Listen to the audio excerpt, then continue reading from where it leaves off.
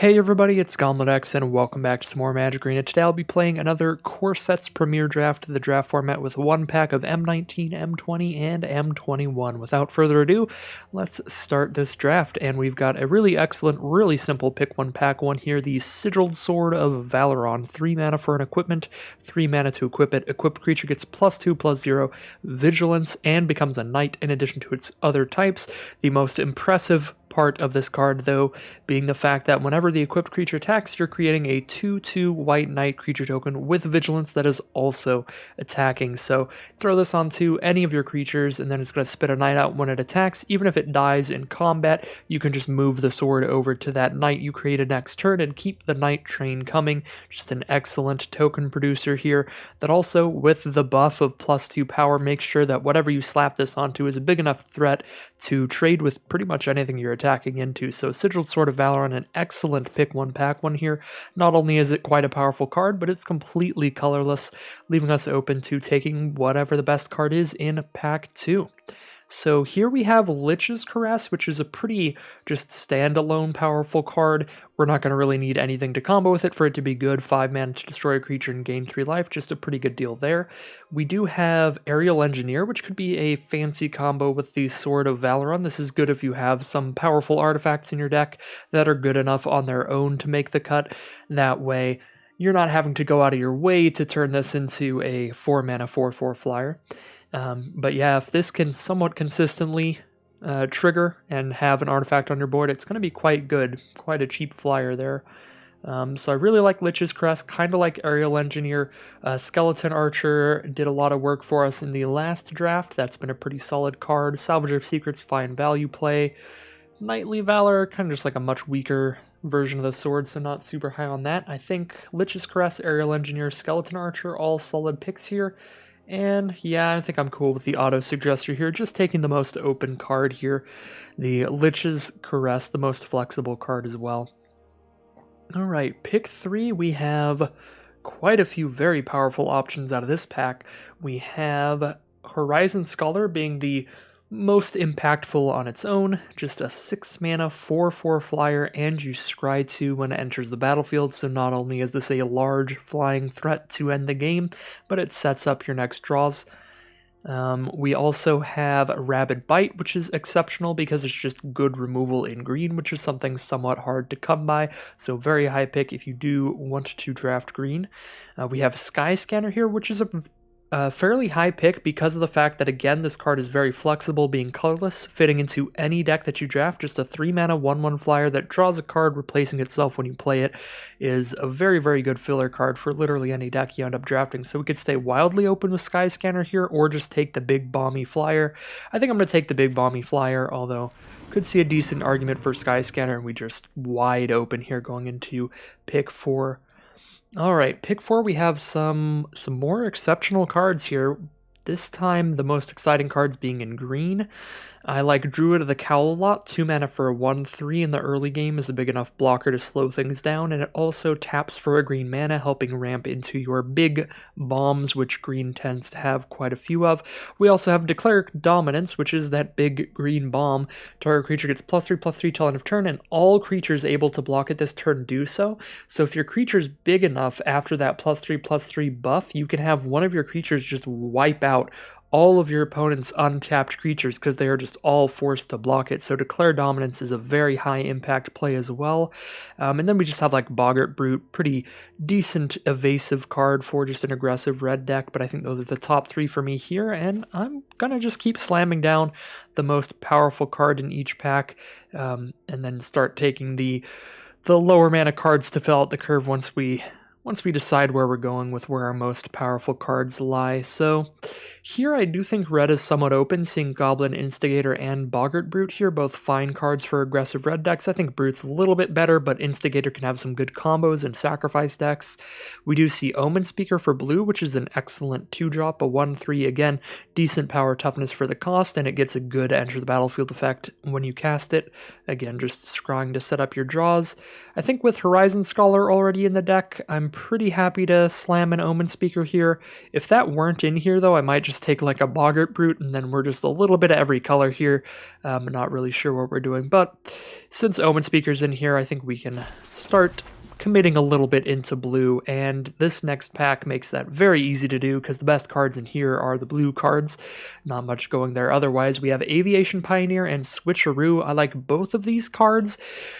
Switcheroo, the fact that you have to donate one of your creatures to your opponents makes it not insane, because sometimes you just won't have a creature on the board and you'll really need removal, and then you'll feel bad about having Switcheroo in hand. But any game where you've cast your 2-mana 1/3 like Omen Speaker early on, and then you get to trade that off into their 4/4 flyer or whatever big threat they have, you'll be very happy with this card. Also, for trading off just like a 2/2 Vigilant token we could get, we'd be happy with that.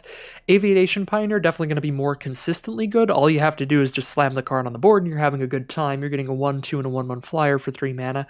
But Switcheroo, the upside on it in the positions where it is good is very high. The fact that it doubles as a removal spell and a bomb, because you're removing your opponent's bomb, adding it to your own board. All right. Pick 7 here. We could take Arcane Encyclopedia. Pretty slow card, but if you have the support, mainly just want like cheap removal, good defensive stuff to go with it. That's a great mana sink in the late game. Other than that, we could take a blue-black dual land in case we do go blue-black with this Lich's Crest. Just drop green here, go blue-black. That seems pretty fine to me. Doom Dissenter's fine for black, but I think I'd take the dual land over it. Yeah, I'm on the dual land or the Encyclopedia here. I'm going to take the dual land.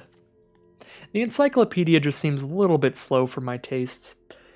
Let's see what we have in pick 8. We do have Bone to Ash for blue, counter a creature and draw a card.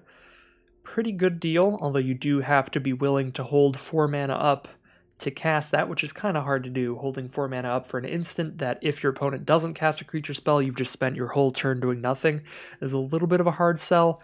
And these green cards are pretty good. Both Elvish Rejuvenator and Bristling Boar are pretty exciting. We do have 2 5-mana cards that are good to ramp into, and a 6-mana card that's good to ramp into, so I'm actually pretty pumped about an Elvish Rejuvenator here over that Bristling Boar.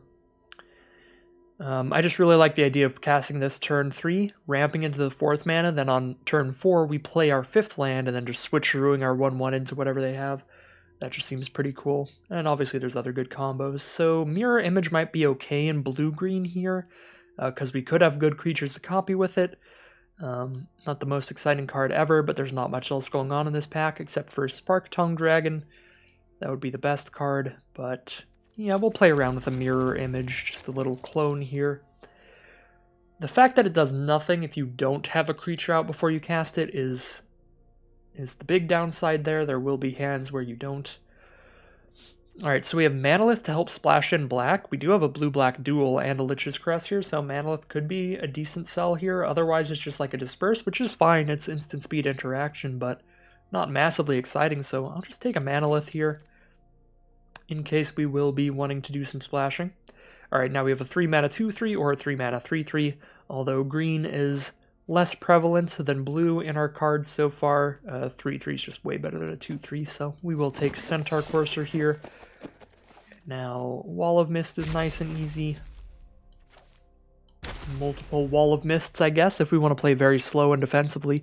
We certainly have the means to do so. Alright, well, green-blue dual land is our rare in pack 2. That would not be a terrible pick, seeing as we are pretty much gotta be in green-blue here. That being said, don't love taking those dual lands. Pick 1 over other pretty good cards that fill a hole in our deck, like Rabid Bite. I think we're not likely to, uh-oh. Okay, there we go.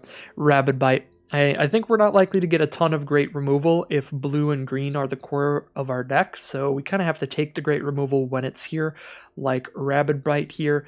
Rabid Bite being the less situational removal spell than Bone to Ash, in my opinion. I think it's just harder to hold up that 4 mana than it is to just have a creature that's big enough to fight out, especially when you're in green. We can definitely pick up some big creatures, so Rabid Bite, pretty solid removal spell here.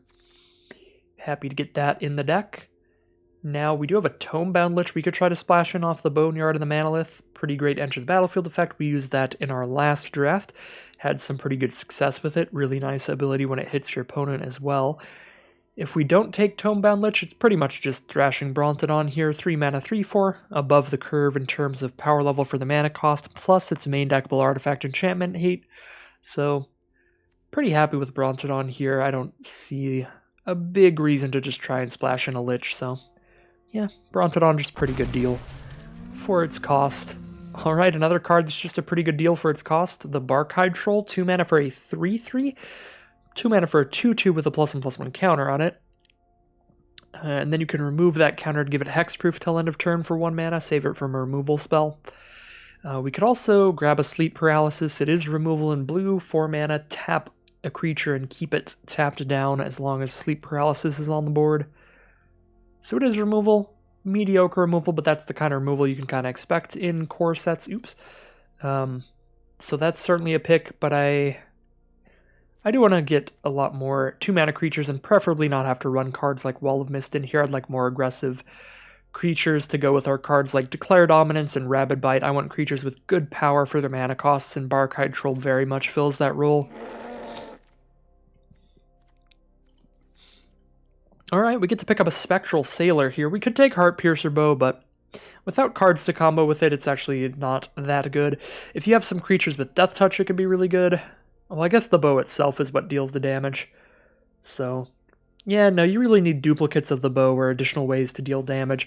Was a really, really mean card in M20 because it was a common. You could easily pick up 3 or 4 in a draft, but in the core sets format where it's one pack of each set, I'm much lower on the Heart Piercer Bow, and Spectral Sailor is just a fantastic card. 1 mana for a flash, 1/1 flyer, with the mana sink ability to just spend 4 mana and draw a card later in the game.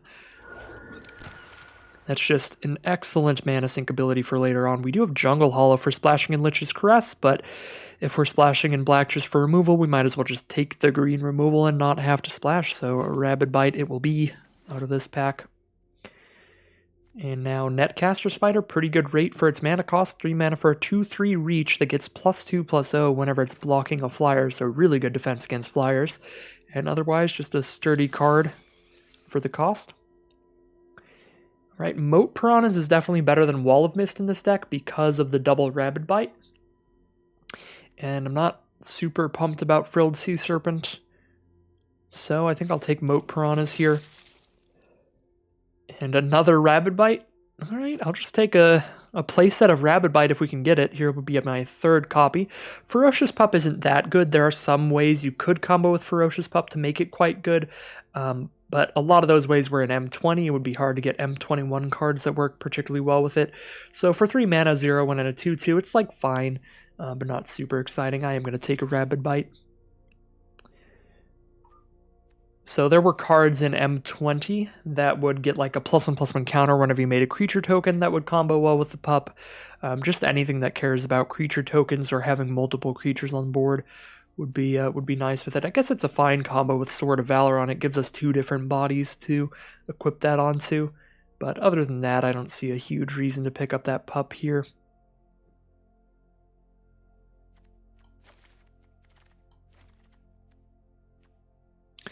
Alright, nothing in blue or green here. I guess Portal of Sanctuary would be a combo with Enter the Battlefield effects, but it always feels too slow to me, and we don't have that many good Enter the Battlefield effects, so I'll just take a Bone Splinters to potentially splash off the black land here.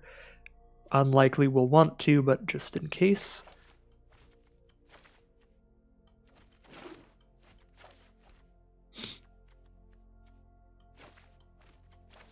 Alright, just getting our creatures and non-creatures sorted out a little bit here in the piles. Well, we are seeing good black cards. This Blood Burglar is just a good deal for a 2-drop, 2 mana for a 2/2 lifelinker. Only lifelink during your turn, but still 2 mana 2/2 with some good upside. Not super high on the Anvil Rot Raptor, so just keep my eyes open on black here. Vial of Dragonfire could be okay in here, although we do have triple Rabid Bite, so it's unlikely to be better than Rabid Bite, so we're probably not playing it. I'm definitely not going to splash a Mind Rot, though, or try to do Diviner's Lockbox, that card. Another one of those cards that always feels too slow to do much. Alright, Audacious Thief is an awesome card. This is just deceptively powerful. 3 mana for a 2/2 whenever it attacks, draw a card, lose a life. Just drawing a single card off of any of your creatures is a really good deal. So if you have the removal to go alongside the Audacious Thief or any way to give it evasiveness, that card's just absurd. If you can get 2 or 3 attacks out of it, you're just drowning in a pool of cards that you're just dumping all over your opponent. Alright, so pack 3, and we have, wow, an absolutely killer pack here. A bunch of excellent cards. We have Baron Tolarian Archmage, 3 mana for a 2/2 and bounce a creature when it comes into play. So it really slows down your opponent, bouncing one of their cards, and if you bounce your own, you will draw a card off of it. Waker of Waves is excellent because it's just a big 7 mana 7/7 to close out the game. Big bomb late game or early game. If you don't have the mana for it, you can discard it to use it as a draw spell. Roaming Ghostlight is excellent, a 5 mana 3/2 flyer that also bounce one of your opponent's cards. Hunter's Edge, a great green removal spell, and Fierce Empath can grab cards like Waker of Waves. Here, I think I'm missing out on just more big bomby stuff, so I am going to take Waker of Waves over these other two. I just really, really like that card. And I would love to wheel a Fierce Empath or a Baron or a Hunter's Edge. If we can get any of that wheeled to us, that'd be excellent, but not super likely. Alright, pretty happy to take Rousing Reed here. This is great in blue-green because green has a lot of just these dorky creatures that are just large creatures on the ground. So giving any creature like a Centaur Courser just a 3/3 on the ground, +1/+1 and flying, always turns it into just a big game-ending kind of card. A 4/4 flyer can close out a game real fast, plus the fact that you get such good value just from having this enter the battlefield makes this card excellent. You draw 2 cards and discard a card when you play it. So Rousing Reed will be the pick for me there. We do have Drowsing Tyrannodon, which is a strictly better Moat Piranhas. 2 mana for a 3/3 defender, but it can attack if we have a creature with power 4 or greater. We also have a Death Toucher, which does work well with our triple Rabid Bite, although it's a slow Death Toucher, being a 4 mana 2/2 Death Touch. I feel like this is more likely to wheel than the Tyrannodon. The other green creatures are pretty filler. Blue's got a great late game creature, but now we do have Horizon Scholar and Waker of Waves, and the big sorceries. So I think our late game spots are a little better filled. Quirion Dryad could even be good here, getting a +1/+1 counter whenever we play blue spells, but I think I'm going to take Tyrannodon. But we're definitely looking for a few more like 4 power creatures. Hopefully we can get like some 4 mana 4/4s here. That would really shore up the deck. So here we could splash in a Rise Again, which could be fun. I mean, we have 2 black sources there, and we have Waker of Waves, which discards itself. The Rousing Reed discards a card, so we could splash in a little bit of Reanimator. I think I'm going to take that here, because honestly, the best card on color would just be Teferi's Protege. Which is not insane to me. Yeah, I'll just take a Rise Again, maybe splash in some more Reanimator stuff here. Alright, well, the best cards in here are black again. Could splash in Rise Again or Finishing Blow. Finishing Blow, just an excellent card. 5 mana at instant speed, destroy a creature or planeswalker. I'm just going to take Finishing Blow, but we're just like definitely splashing at least a little bit of black in this deck at this point. Alright, now we do get one of those Death Touchers, the Ornery Dilophosaur, which works great with our Rabid Bites. Well, another Finishing Blow, splash in another one of those, or Garruk's Uprising, draw a card when we cast it if we have a creature with power 4 or greater, and draw a card when a creature with power 4 or greater enters our battlefield. We still don't have a lot of those. I wish we had more here, but at this point, I think it's too late to get enough for Garruk's Uprising to be all that good, so I think we just take the Mana Fixing or the Finishing Blow. And I'll go with the Finishing Blow. The Mana Fixing's been going late so far, so we can probably pick up just like one more.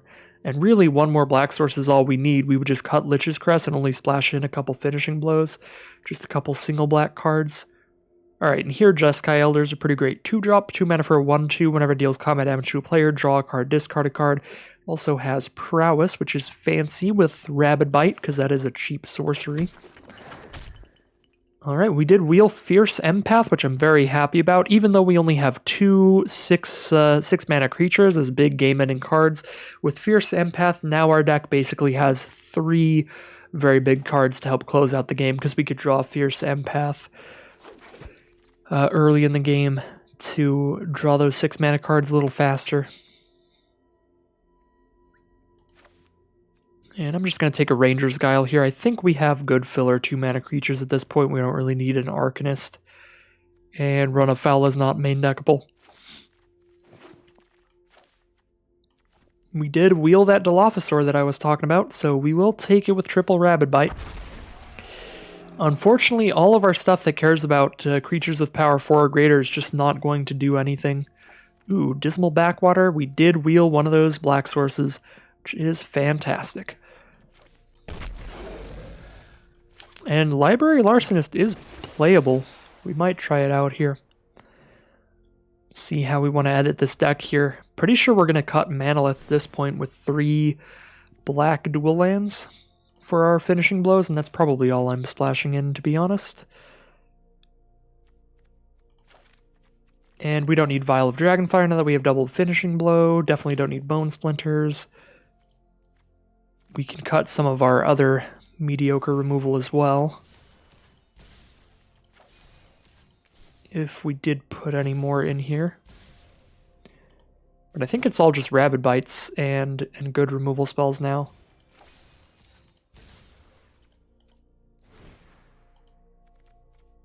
Alright, so definitely not playing Blood Burglar, but we might splash Audacious Thief. It's the only non-finishing blow that I'm considering splashing. Alright, so see how our curve looks. We've got plenty creatures, tons at 2 mana. We can definitely cut double Wall of Mist here.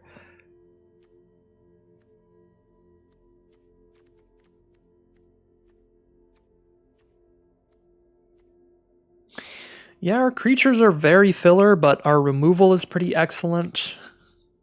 We have a couple game-ending creatures, a couple game-ending sorceries, Switcheroo and Declare Dominance, both likely to have a huge impact when we cast them. So I do want to cut some 3 mana stuff here. Honestly, I think I'm going to cut Larcenist and Mirror Image. Larcenist, it just... if we can't clear the board, it's not going to do a lot of work. I guess we do have Rousing Reed and the Sigiled Sword of Valeron. Both of those cards will combo really well with it. But without the support of some cards like that, it's not going to do much for us. I think I'm going to cut that. And then Mirror Image, it's just a bit too iffy to me, needing another creature on board, just another good creature. And I will cut the Audacious Thief, and then we still need to cut 2 more cards here. This is 15 creatures, 10 non-creatures here. So I guess we can cut Ranger's Guile, because we have very few creatures that are even worth protecting with that hexproof. You know, most of our creatures are very mediocre filler stuff. And I guess we could cut like Moat Piranhas here, since that's literally never going to attack, but Tyrannodon could occasionally be able to, pretty rarely, but it could happen. Alright. Well, a little bit of a weird deck here. Kind of green-blue ramp. We do have the one Elvish Rejuvenator to pretend that we're like the green-blue ramp archetype, but really just a collection of decent green and blue cards here with a very easy splash for black thanks to 3 black dual lands. Yeah, and the mana looks pretty good. We could cut this swamp if we want, because we only have the 2 black cards. And we do have an elf that digs 5 cards deep for a land of our choice. So 13, 7, 2. Right now we have 8 green, 8 blue, 4 black. So we could cut this swamp for like a forest here. That seems pretty good to me, because we do have double green on Barkhide Troll. We want 2 forests out turn 2 for that, or double green for Thrashing Brontodon, double green for Declare Dominance, a lot of double green going on. And all of our black cards just cost a single black there. Alright, so not like a huge fan of this deck on like a synergy level, but individual card power level here, we're doing fine. Like, we have the filler creatures on curve to make sure we're doing things in the mid-game. As we wait for our better cards, and like Rejuvenator draws our better creatures, and the Sword of Valeron's obviously our big bomb game-ending card for any game we can draw that. We have plenty of removal to stop our opponent from doing what they're doing, and with one switcheroo in the deck, one of the bombs in our deck can just be their bomb. So pretty solid deck here, I think, overall. Just does not look particularly exciting. Pretty basic stuff here.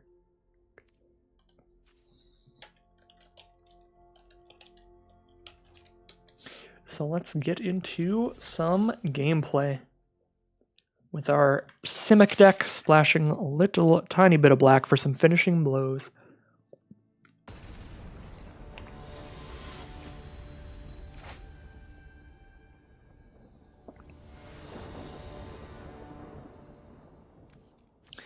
Alright, and here we are in game 1. No plays till turn 3, but we've got all 3 of our colors. We have Rejuvenator for ramp with the 6 mana card in hand. Rousing Reed also draws us cards, helps us make sure we're drawing more lands. So we've got a game plan here. The plan is to ramp it to a Horizon Scholar and hope that can close out the game. If that doesn't do the trick, a Centaur Courser with a Rousing Reed on it, that can definitely get things started for us quite well.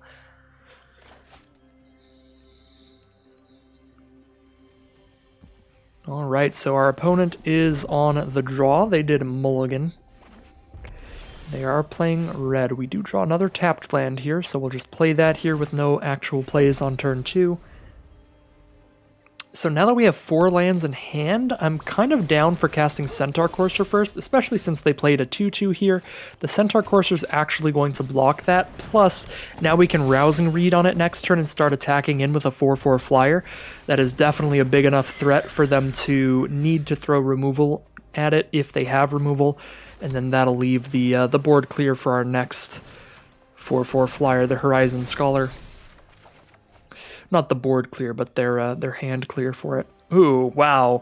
Alright, so we have to discard something good here. We have the 5th mana from just this forest in hand. I think we're discarding Elvish Rejuvenator, because now we're just planning to top deck one more basic land at some point in this game to get Horizon Scholar. I don't think we're taking the time to just put a 1-1 out. We'd rather like play the Sword and the Rabid Bite next turn, or if they kill our Courser, play Finishing Blow.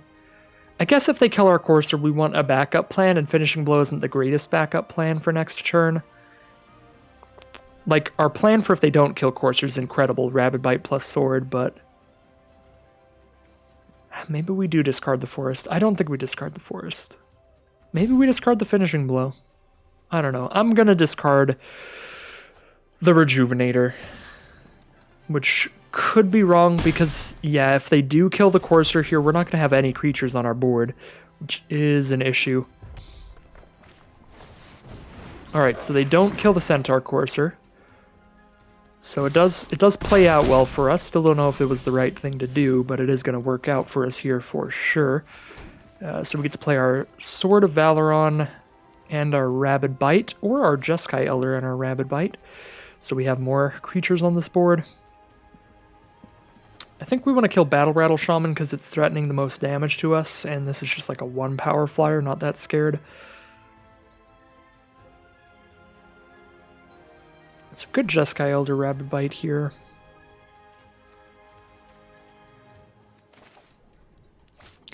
I think I'd rather do that, because if we had 6 mana, we have enough mana to cast the Sword and equip it in the same turn.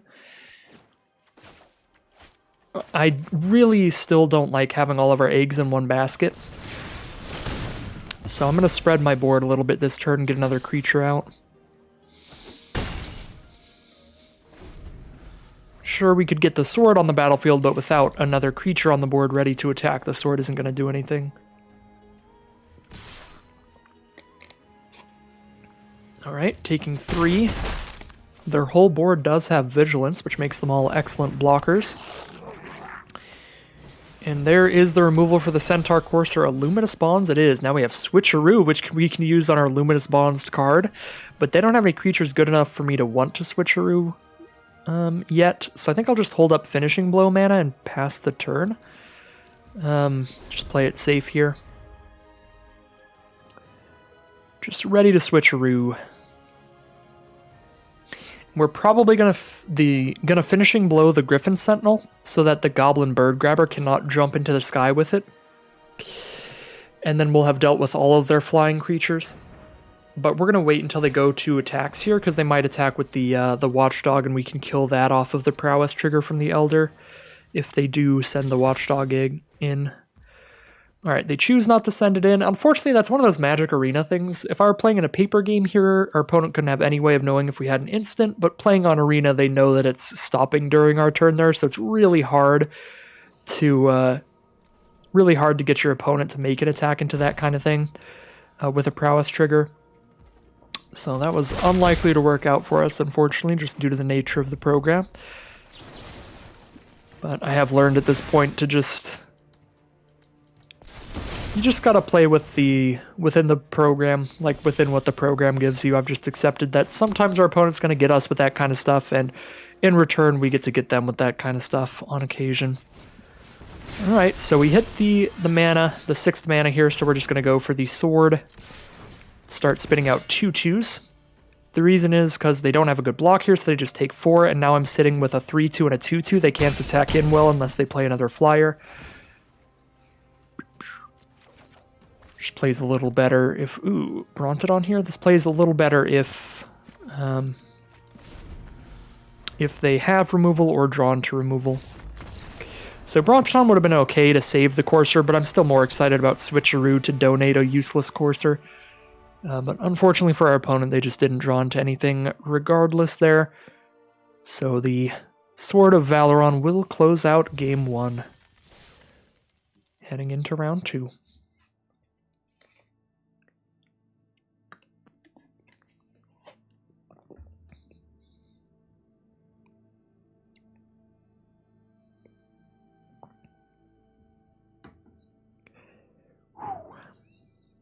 Well, that game went really well. I think we just drew really well. We drew 2 of our big bomb cards, our Horizon Scholar and our Sigiled Sword of Valeron, but we did get to see the Centaur Courser with a Rousing Reed on it in action. That was one thing I was talking about when I took that card. Even just your mediocre filler 3-drops become very big threats when you throw a Rousing Reed onto them, and that's not to mention that you're drawing some cards off of it just from putting it on the board. Alright, we are on the play here. We definitely need to draw into something, specifically some cheap creatures. But both colors here...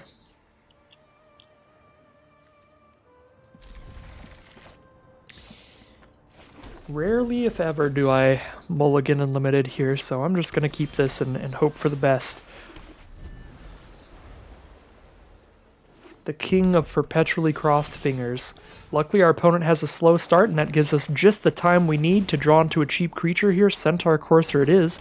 Super solid one, just a 3-mana 3/3, just good body for the cost.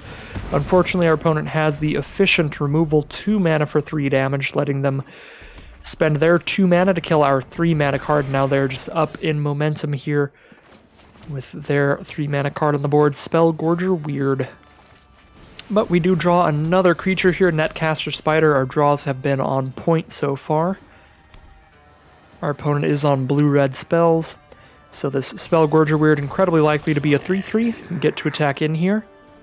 Alright, no spell from our opponent yet, so that Spellgorger Weird still a 2/2, not big enough to attack into the Netcaster Spider. So our opponent has 2 mana up. If they have another 2 mana for 3 damage spell, I think they would have just used it during their turn to get an attack with the Weird, so I think we're safe to Rousing Reed our Spider, draw some cards, see what's coming up here. It is holding for our opponent, so I guess we'll see. We'll find out here. Alright, that resolves.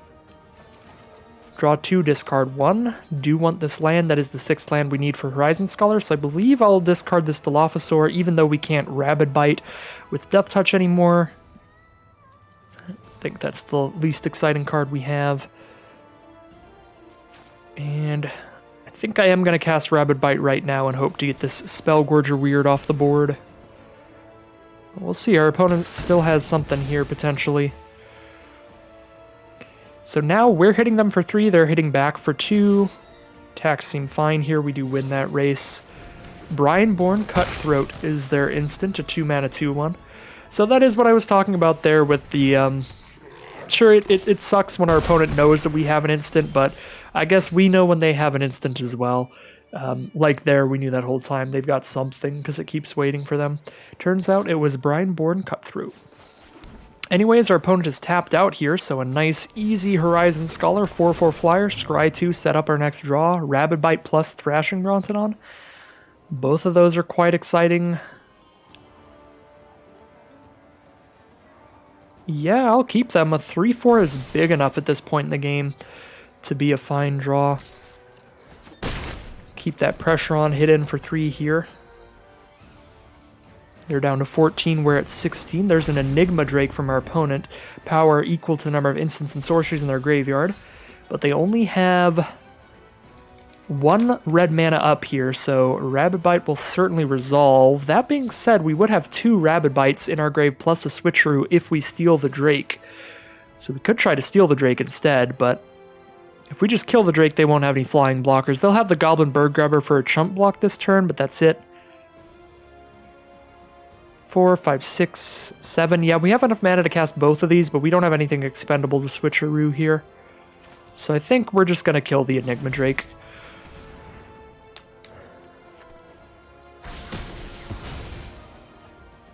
Okay, so we can hit them for 7. In which case they die to 1 more attack. But then we take 3, 4, 5, 6, 7 back, and then we're down to 9. Yeah, this is fine. If they don't have a flyer or a removal spell, they die here. And with Switcheroo, if it's something that just like taps a card down, we're pretty good. Unfortunately, it is a roaming Ghostlight that is going to bounce one of our cards back to our hand. They choose the Horizon Scholar, which is interesting to me, because the Horizon Scholar has a good enter the battlefield effect, plus flying naturally.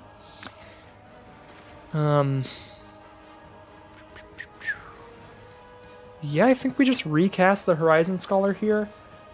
Now we're getting dangerously close to dying to some kind of burn, so I don't think we're attacking with Netcaster Spider anymore. But with 7 mana, we can only cast 1 spell here. The highest impact is definitely Horizon Scholar. Jeskai Elder and the Sword. We'll grab the Sword, I suppose, for additional power, plus another creature, and Vigilance.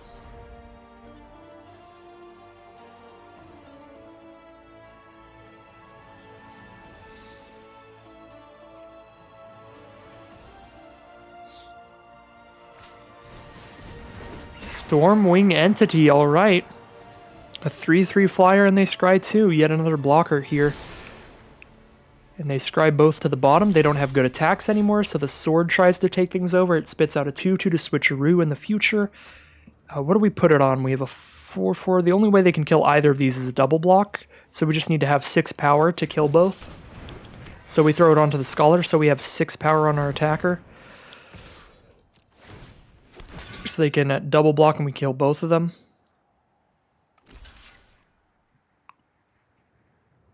Actually, they only have 5 toughness among those 2 cards, so even just throwing it on the Spider would have been enough. I should have thrown that on the Spider. I don't know why I assumed the roaming Ghostlight was a 3/3. My bad there. Numbers are not my strong suit at times. So they do kill the 2/2. I forgot the 2/2 does come out attacking, so that did trade off with that Cutthroat there. So we don't have it around for a Switcheroo. So 3 to equip, we still have Brontodon mana here? Yeah, seems cool to me.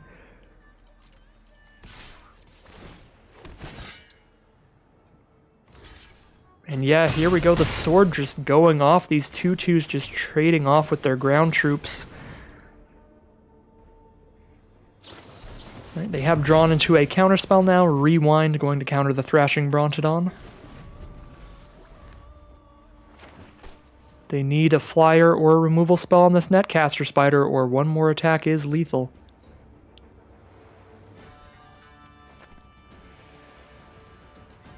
Having the counterspell for our Brontodon is kind of scary there, because if they didn't have the counterspell for that, then if they did draw a removal spell, they could get out of this, just kill the Spider, and then if we don't draw another creature, we do die pretty quickly. Unfortunately for our opponent, though, they did not draw into the removal to save themselves that last turn. So 2-0 here, both off the backs of our first pick, our pick 1 pack 1, a Sigiled Sword of Valeron. So that card, definitely the card of the day so far. Rousing Reed as well. Rousing Reed has seen play in both games, and each time has been quite the powerhouse.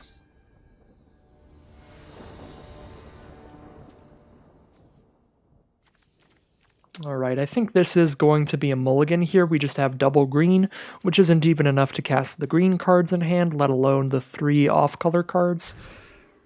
Alright, this hand much better mana-wise, but we definitely need to draw some early-game creatures again.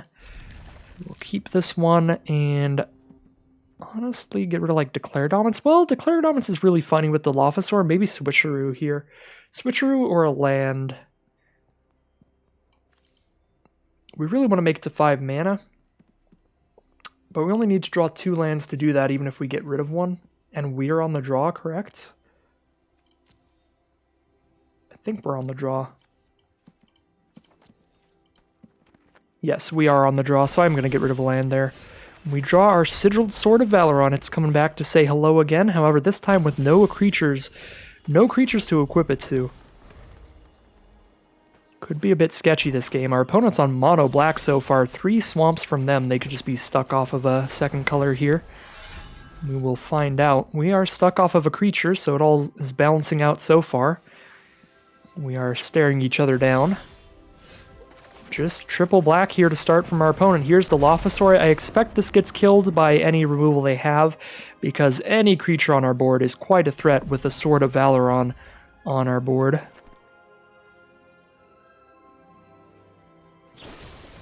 Alright, murder it is. And pass the turn. We have 5 mana now for all these big cards, but no creatures again is an issue. We have kind of a low creature count, which is definitely a bad combo with the sword, the Declare Dominance, the Switcheroo. Luckily, we do draw into an Omen Speaker to potentially use the sword. And any creature we draw into does force our opponents to use a removal spell because of this sword, so sure, Omen Speaker doesn't look like that big of a threat, but we just slap a sword onto it and all of a sudden it trades 1 for 1 for a removal spell like a murder. And there it is, yeah, just trades into that Grasp of Darkness, gets that out of the way for the next creature, which is going to be a Thrashing Brontodon. So I did get rid of Rabid Bite, because we already have a ton of cards in hand that need creatures to put in work, and Rabid Bite is just yet another one of those. So we'll see if the Brontodon sticks around here. Nope, this one going to get countered by an Essence Scatter. Just going to be one of those all-removal control decks here. And the Psychic Symbiont, fantastic card, the biggest reason to be in that kind of deck. We will discard Declare Dominance here, I think. But yeah, 3/3 flyer that also, they draw a card, we discard a card. Just an excellent deal there. We're going to kill that before they untap and have counter magic.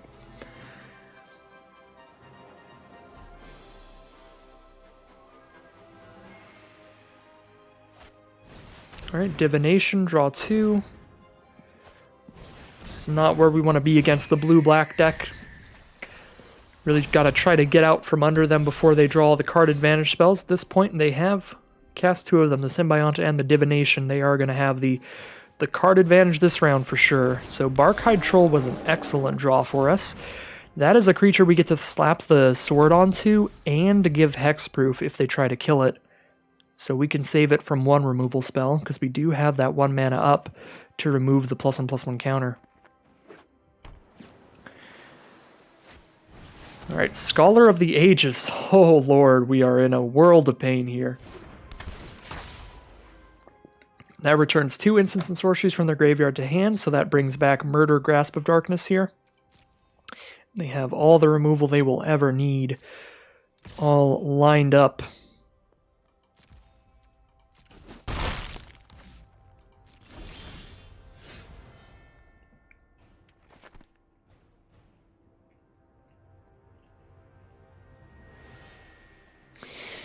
So if we attack in with Barkhide Troll, we're going to get a 2/2 and the Troll's going to trade with their Scholar of the Ages.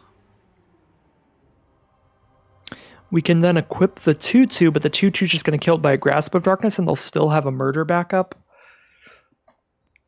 Is it better to just not attack here? Because then No, it isn't, because I was going to say if we don't attack, we might force them to throw one of these at this, and we get to remove the counter and get rid of one by that, and then get rid of the next when they actually kill it. But that's just not going to happen. If we don't attack with this, they have no reason to shoot it. So the only way we're getting at least some value off is if we attack here, I think.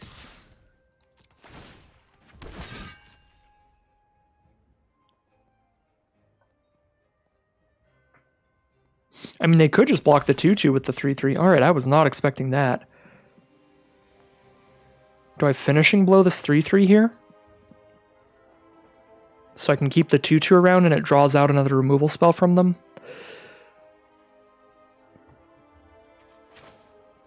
I think I do. It's just so important for us to have, like, at least a creature out to be able to move the sword onto. So I'm just going to focus on having that. It's going to be really hard to do that if we lose that 2-2, because then they just double removal spell the Barkhide Troll. Fortress Crab 1-6, alright, that's fine. We can keep getting tokens even through that. And Deathbloom Thallid also, we can keep attacking into. Alright, Engorging Vulture just coming in here. Alright, so we can't cast Switcheroo as long as they have any mana up, because they can just kill whatever we try to Switcheroo in response. So that's an issue.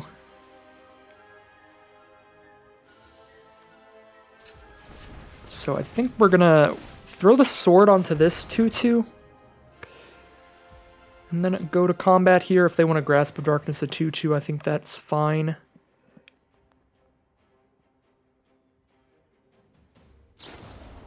Okay, cool. Because I don't want to attack in with the troll and get it killed to a Thallid here and then just have a 2-2 left.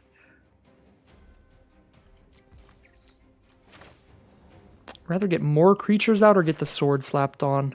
We can slap the sword on next turn. Let's get another creature out while they're tapped out of counter mana. But they probably murder the Courser.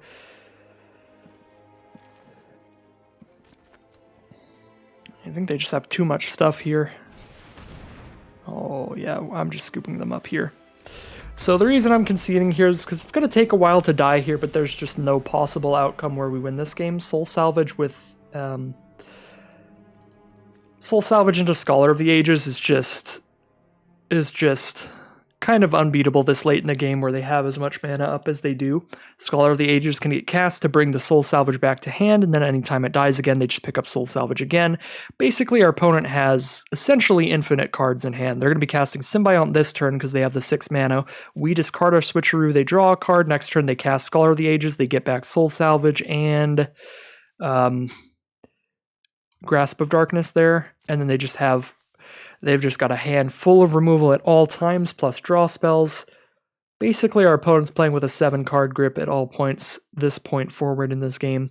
Just an incredible amount of value spells from our opponent. They're very well built blue-black value deck there.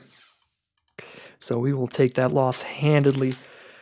That was a game where, in hindsight, because of the matchup we ended up in, I think our only way to win that kind of matchup was going to be to aggressively mulligan. The best way to beat that kind of deck is just to get your stuff on the board and beat them up before they start casting an immense amount of card draw spells. Once you've reached that point, the game is long over.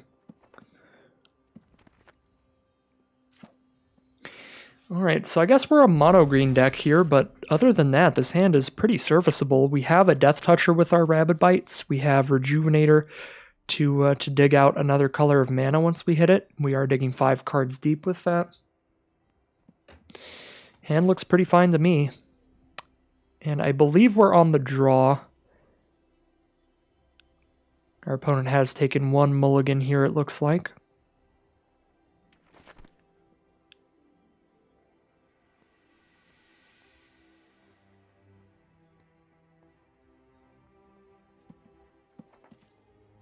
Two mulligans from our opponent on the play, so not starting off in the ideal spot, but can still make it back from this. With Bloodfell Caves, that is certainly helpful. That is both of their colors off just 1 card, unless they're like 3 colors here, which is possible.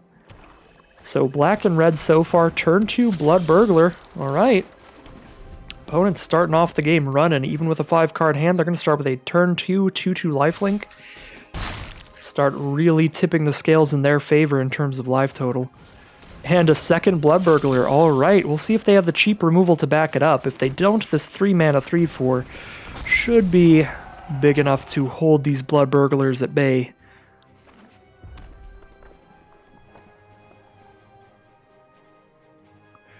I would love it if they just like tapped out for another creature here. All right, so Declare Dominance just wipes the whole board. This is going to be one of the most disgusting Declare Dominances I've ever cast, if we get to cast it. We are still a turn away. It is 5 mana, not 4 mana, so we will just cast Elvish Rejuvenated this turn, I suppose. But if we get to Declare Dominance here, that is going to kill so many of their cards. So there's the 5 mana here. If our Brontodon remains on board and they don't attack with the Burglars, I guess they will be attacking with the Bloodletter here, so we won't get to kill that. But we would be able to kill all 3 of their 2/2s on the ground and keep the Brontodon around because it would be a 6/7 attacker. Just get a 3 for 1 after opponent mulligan to 5. All right, it's looking like it's going to happen here. We're taking 2, going down to 15. But if we get to wipe pretty much their whole board here, we should be fine. Yeah, I think we're just going to go ahead and dominate this board state. With a 6/7, must be blocked by all 3 of these Brontodon. Kill everything but their Bloodletter. Just a one-sided board wipe here. Yep. Certainly a dominating showing from the Brontodon there. Not a good time for our opponent. That was a fantastic Declare Dominance. And now we're just probably going to Rabid Bite that Bloodletter. Although, if we Rabid Bite, I suppose it's possible they have removal in response. So let's drop a Rousing Reed here, see if they respond to that. That is a no. And in that case, now I'm pretty sure Rabid Bite goes off, and it does. Alright. Now we're hitting for 5 a turn. They have 2 cards in hand, but we've got quite a bit of damage on board with removal to back it up, with the bomb, the Sigiled Sword to back it up as well. And I think we just get that sword out and running here. And they do go ahead and concede here. That will be the game. Very bad time for our opponent. Not a good showing of luck for them. But that will lead us into 3 wins now. 3 wins and 1 loss under our belt. So at least an average run, and it has not taken long at all. Been some pretty quick games.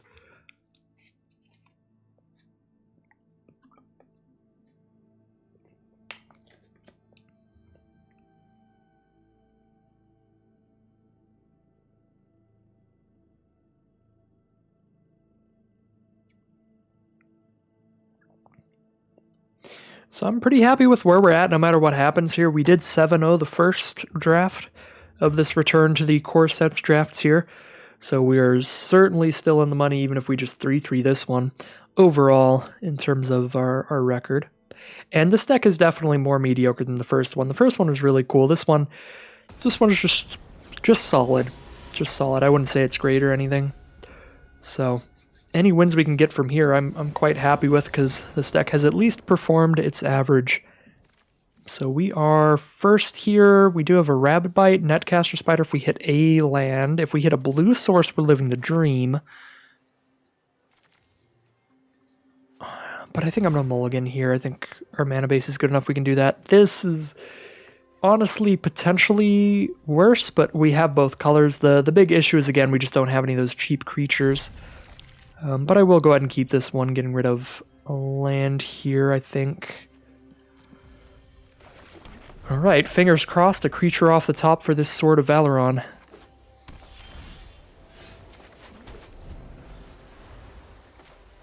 So we sort of got what I was asking for off the mulligan. I was really hoping for just like both colors.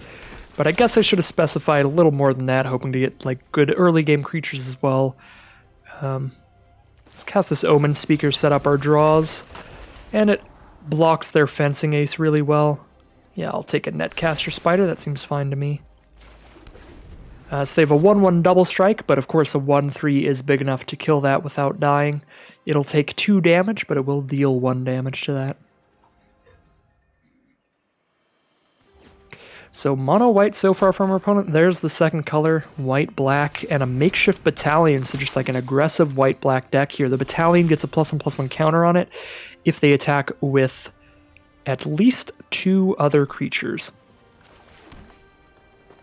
So I do like the 2/3 a little better than the 2/2 here. I don't love the sword until we have the mana to cast 2 spells because it doesn't impact the board immediately in any way. I really like the idea of like hitting a land next turn and going sword Rabid Bite. But this turn just play our highest toughness creature because we don't need Death Touch currently. Just need some big booties.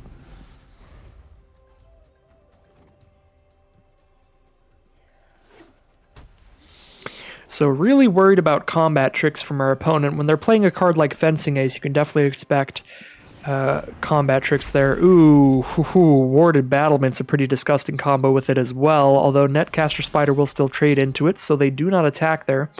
The Warded Battlements gives all of their attacking creatures +1/+0, so all of a sudden that Fencing Ace is now a 2/1 double strike, meaning it deals 4 damage total, so pretty excellent there. So they only have 1 mana up, so I expect our Rabid Bite resolves here, and we just get to kill that Fencing Ace before it does any of its fancy nonsense, and that does occur. Fencing Ace is gone. So I don't have to worry about them attacking with a 2/1 double striker and then giving it +3/+3 till end of turn or any of that crazy stuff. But I do have to worry about taking some hits from this battalion. They do go ahead and kill our 2/3, so we don't have a good block for their 4/2 attacker. That being said, as soon as we slap this sword onto an Omen Speaker, we certainly will have good blocks, because now we have a 3/3 and a 2/2 ready to block next turn.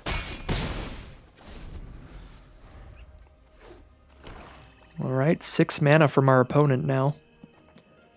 We are only 1 mana away from having 6 mana ourselves, and we did draw into Horizon Scholar, our 4/4 flyer that scries 2. So they have attacked in with the 4/2, we'll offer the trade with the 2/2, and it resolves. And then a Lich's Caress on the Omen Speaker to go ahead and clear our board, anything to make sure that Sword of Valeron is not making more cards. But we do draw into Barkhide Troll here. Pretty much the perfect draw, because it's a creature that's exactly cheap enough to cast and equip in 1 turn. We could have held off here if we wanted to play around another removal spell from our opponent. That way, if they tried to remove the troll, we'd get to remove the counter. But I went a little bold here, and unfortunately it didn't play out. They did have the 1 more removal spell in hand, but now they are out of removal, just a 2/2 Scuttlebutt on the board and a Warded Battlements, so we get to tap out for Horizon Scholar and feel somewhat safe about it. Unless they top deck removal, Horizon Scholar should be attacking next turn for 6 flying vigilant damage and spitting out a 2/2. Alright, and that does happen here. So Horizon Scholar with a Sword of Valeron on it to close the game out. We have certainly been doing the same thing over and over in these matches, but I am not going to complain. The Sword of Valeron is going to win a lot of the games that it gets dropped in, so if we just keep drawing it, I'll keep casting it. So I'm going to hold on to this Rabid Bite. I don't see a big reason to kill their 0/3 defender, especially with a flyer on our board. So we'll just keep that Rabid Bite in hand for something scarier. We could kill it to get the 2/2 damage in, but we still kill them in like 3 attacks here.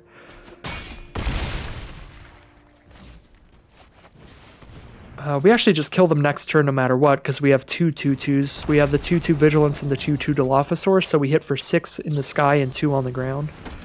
Ooh, not against a Raise the Alarm. That is 2 1/1 chump blockers.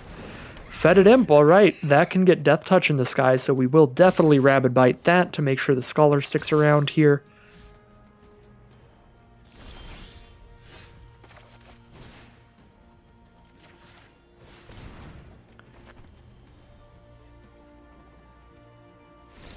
And there's the concession from our opponent. As we get the Death Toucher out of the way, attack with all of these, put them down to 2 life, hitting for 6 in the sky, and everything else has to get chump blocked by those 1/1s there.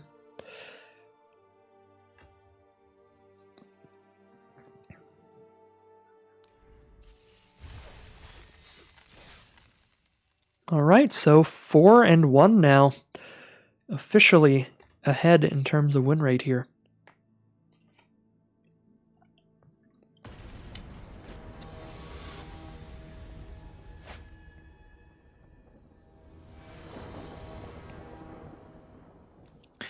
All right, ooh, we get to try out a turn 1 Spectral Sailor this game, and of course, you know, you can't ever just not have a Sigiled Sword of Valeron in hand. What kind of plebeian masses don't have a Sigiled Sword of Valeron in their opener every game?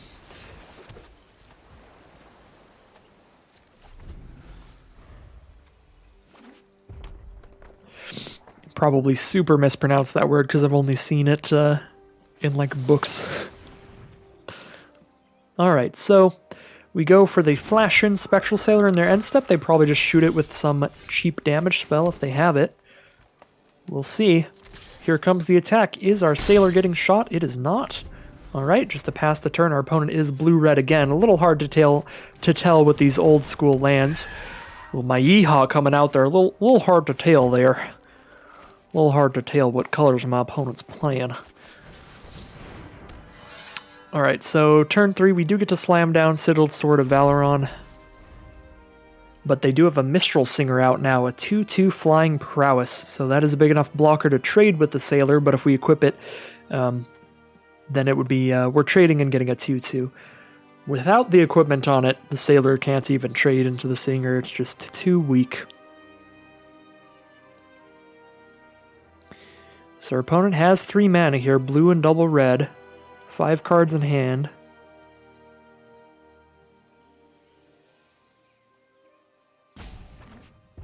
Fourth mana here.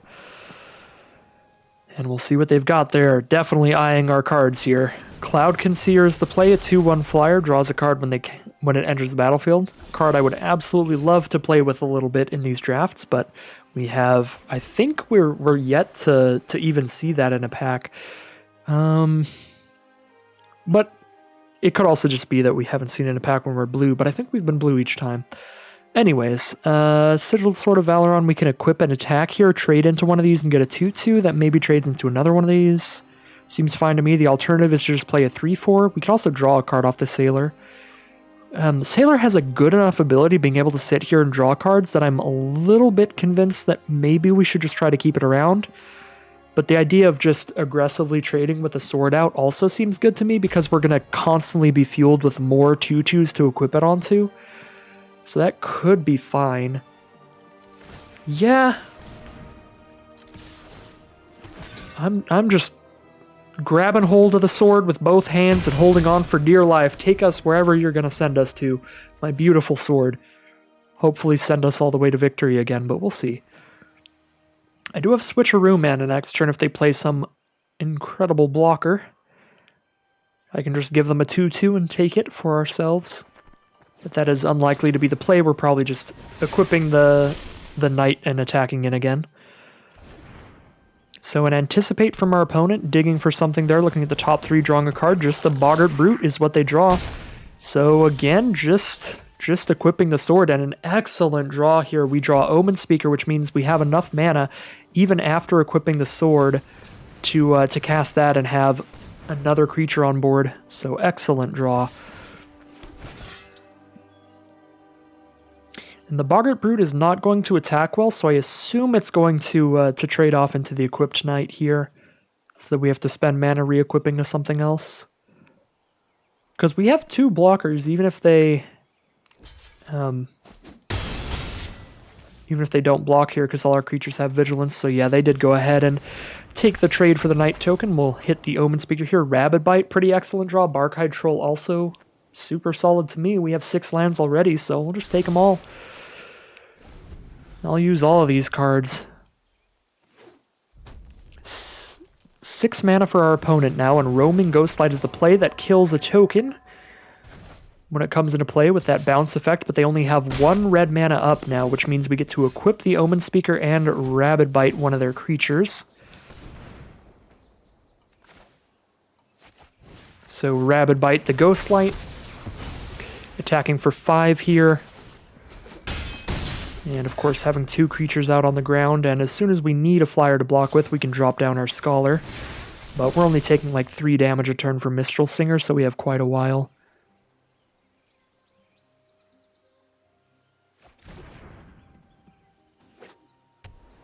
There is a bug climbing on my wall right now as we speak. I would like to capture that and put it outside, but I am in the middle of recording, so don't know if that's going to happen. Okay, I looked away for a second. So we got Frostlinks and Mistral Singer on their board now, so we can move the sword over to this knight to keep making creatures. They're at 10 life. Probably aggressive enough to just play another creature here, slap the sword onto there, and get attacking. Yeah, that seems quite fine by me.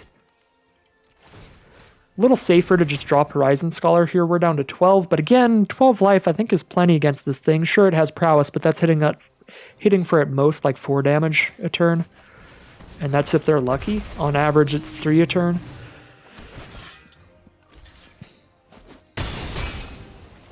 So I think we just outrace just playing a creature and re-equipping the sword. I am so sorry, I can't stop. I can't help but just keep looking at this bug. I don't know what it is. There's so many species. Okay, well, that is enough creatures to survive another turn. That is a heck of a lot of creatures here, that's for sure. I like slapping the sword onto the Brontodon because the only way they kill it is with a double block. We get to kill 2 creatures that way. But then I'm worried about their flyers, so we trade an Omen Speaker off for the Mistral Singer, probably. We will have 5 mana left after this, right? No, we'll have 4 left, so we don't have enough mana. Don't have enough mana to equip the sword and Switcheroo. And now we are at threat of taking 4 damage minimum, a 5th from Magmut potentially.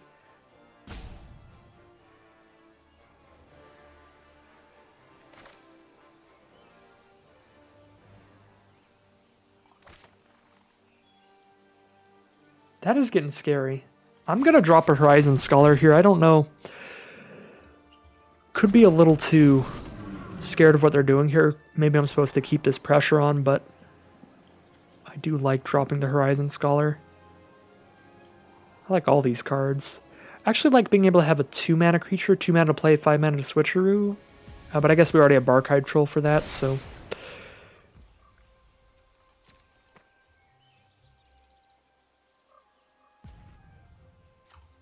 So that trades off. That trades if they double block. I like attacking with these, and then we still have that there, take 4. And this has Vigilance, so unless they trade it off somewhere... Yep. Unless they trade it off somewhere, that is also a blocker for us for ground stuff. They're just going to take it, alright. Down to 3.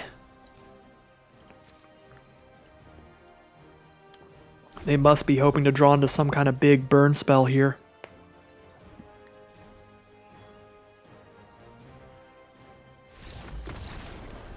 And whatever it was not enough. That is going to be the concession from our opponent. And, well, unfortunately, I am too lazy or / don't have the time to edit these videos too much. I am just going to talk you through me grabbing this bug off the wall. Okay, come on, get in the bottle. Please. Please.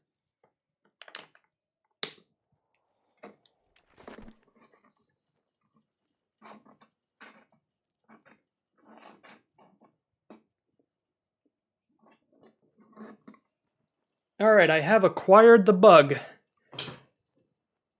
It is an empty bottle. It is face up, so it's alive. With there's a little bit of water in the corner, so it can drink if it wants. I'm going to put the cap on, but I'm not going to screw it on, and hopefully... Yeah, no, I'm just going to lightly, very lightly put the cap on so it can still get air. And it's just going to have to sit there until this draft's done, but then I'm going to take it outside. Alright. Safely acquired a bug in the middle of a draft video. I hope you are all thoroughly entertained by that.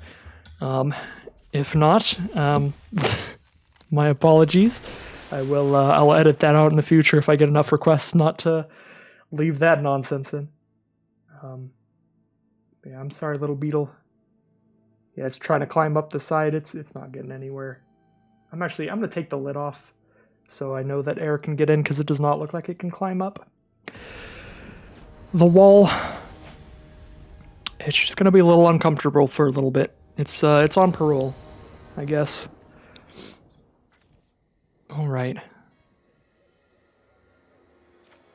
So here we are. I believe we're 5 wins in now, so we're just in value, right? Or maybe just 4. Either way, pretty fantastic run for how this deck was looking, but a lot of that is just constantly drawing this sword. Are we just going to draw the sword in every game? This is the whitelisted draft today. And we even have the turn 2 creature to play before we cast the sword here against another blue-red deck. I like both these lands. We have a 6 and a 7 mana bomb coming up. I want to draw some lands here. Don't mind if I do. Unfortunately, our Fierce Empath actually does nothing now, so a lot of things going well for us, but one thing going a little bit awkwardly, and that is the Fierce Empath in hand when we already have both our 6 mana or greater creatures, so the Fierce Empath does not do a lot of work here. Alright, so the sword resolves here. No counterspell from our opponent. And not a lot of main deckable artifact hate, so I am going to assume the sword stays around, but they'll probably shoot down the Omen Speaker so it can't attack and give us a 2-2 here. Yeah, especially if they're just going to pass turn. So my options are to put a 1-1 on this board or attempt to equip the Speaker. Attempting to equip the Speaker, there's like a 90% chance it just gets shot, but getting a 1-1 on this board is honestly not that much better. So I'm just going to go for it. I'm pretty certain this is just getting shot here. Yeah, it's just getting electrified. But again, our alternative play that turn is very bad. It's just a 1-1. So that's fine for now. So is our opponent's hand just all interaction here? Because they've only cast a Thrill of Possibility to draw some cards and an Electrify to kill our Omen Speaker. Other than that, they've just passed turn with a bunch of untapped mana. We have seen it in an earlier round. That is a good way to try to beat the Sword of Valeron. Just deal with every creature that I cast. So we're going to take a look at our library and cry on the inside that we've only drafted 2 mana value 6 or greater creatures. Goblin Wizardry from our opponent. That makes 2 1-1s with Prowess. And the Goblin Tribal with Goblin Trashmaster. They can sacrifice a Goblin to destroy an artifact. What the heck? We're going to get demolished by the main deck artifact hate here. That works out perfectly for our opponent. So we're going to have to try to survive on the back of our powerful 6-drops here, the Horizon Scholar and then the 7-drop Waker of Waves. But yeah, all they have to do is sacrifice one of those Goblin tokens and they'll blow up our sword, so the sword is not putting in work this game, that's for sure. Somebody had to balance us out. Somebody had to get rid of the sword, so we couldn't just rely on that every game, and it's going to be this opponent, the one with the Goblin Trashmaster here.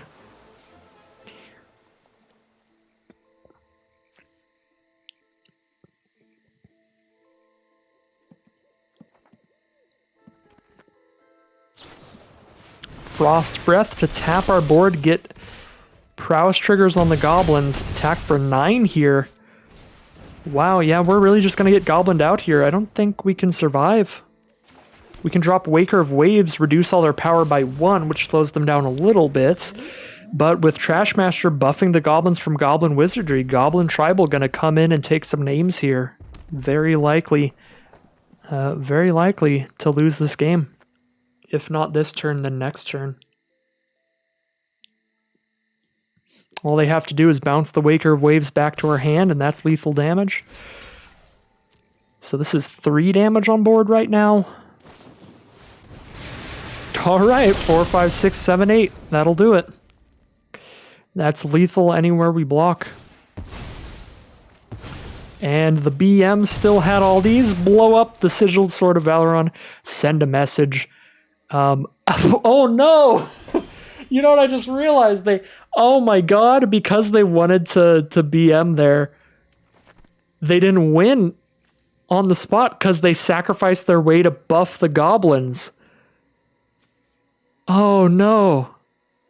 They're like, look, I could even blow up the sword, but blowing up the sword reduced the goblins' power by 1. We're still alive, but barely. They're at 27, 9, 10, 11, 12. We could attack for 12, but we do have to worry about a crackback because those cards have prowess.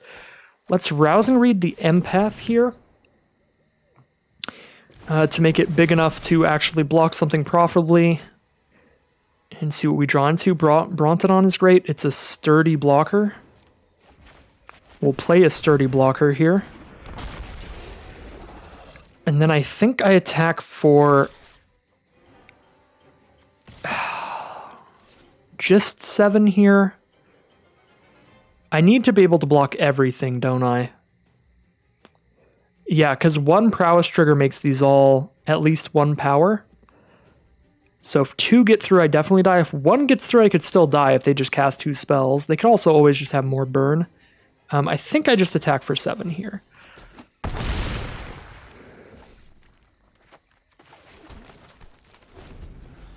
Alright, let's see what they've got here.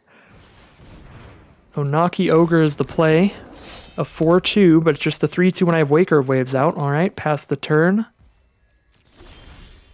Netcaster Spider's the draw, just another blocker. Sure, we're playing 2 more blockers here. They have 4 attackers. I want to leave 4 blockers up, which means I can attack with 2 creatures, attack with the 2 flyers. And we can still leave 4 blockers up. Next turn, we can attack with everything for lethal.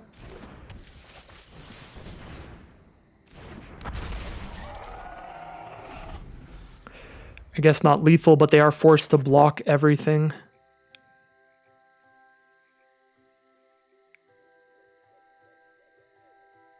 See what they have here. Befuddle. Target creature gets -4/-0 till end of turn. Get a bunch of prowess triggers and draw a card. They could still find the out here. Could still find the victory with prowess. And Heartfire Immolator's ability to sacrifice itself to kill one of our creatures. We are at a dangerously low life total here, being at 2. Especially against a red deck. So they've drawn off Befuddle. We'll see what they have now.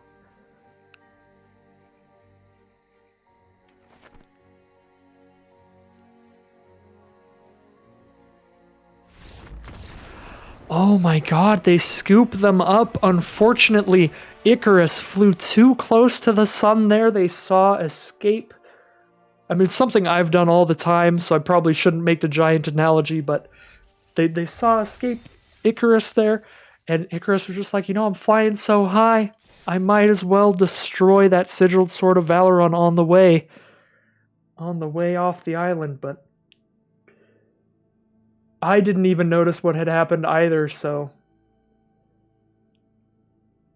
to be honest, something I absolutely could have done in their position, so I definitely feel bad for our opponent there. They had an excellent deck and they played quite well for the most part, but sometimes just get a little fancy with it and it can just all fall out of your grasp. So 6-1 here, only 1 win away, I believe, from a 7-win run. Once again, I don't know how numbers work, so don't quote me on that, but I'm pretty sure that's what we're at here. We'll see. So this hand isn't great, but we've got a few playable cards at 3 mana, so our curve doesn't start that slowly here, and we do have interaction with Rabid Bite. Another red-blue deck. Something weird is going on Arena today. We're playing against pretty much exclusively blue-red, and we're playing with pretty much 40 copies of Sigiled Sword of Valeron, so I'm not sure what that's all about, but I'll take it. It's been a good matchup so far. Alright, I'm just going to keep playing our highest power creatures here, because we really don't need more lands with the Rejuvenator. I guess we could use a blue source for our Sailor, but that doesn't really put more pressure on. It's just 1 more power on the board, where we could just put 2 more here, guaranteed. Alright, Keldon Raider. I'll go ahead and shoot that with Rabid Bite to keep the pressure on. Attack for 5 here. Sure, we won't have that for a better creature later, but our deck has a lot of removal. We have triple Rabid Bite, double of the black removal spell. Yeah, I think a Rabid Bite seems quite fine to me here, and then we get to play Barkhide Troll as well. Have a lot of power on this board. Hit them down to 12. And have the mana to give the troll hexproof. So if they have a removal spell, they'll just use it on the courser. 5 mana now for our opponents.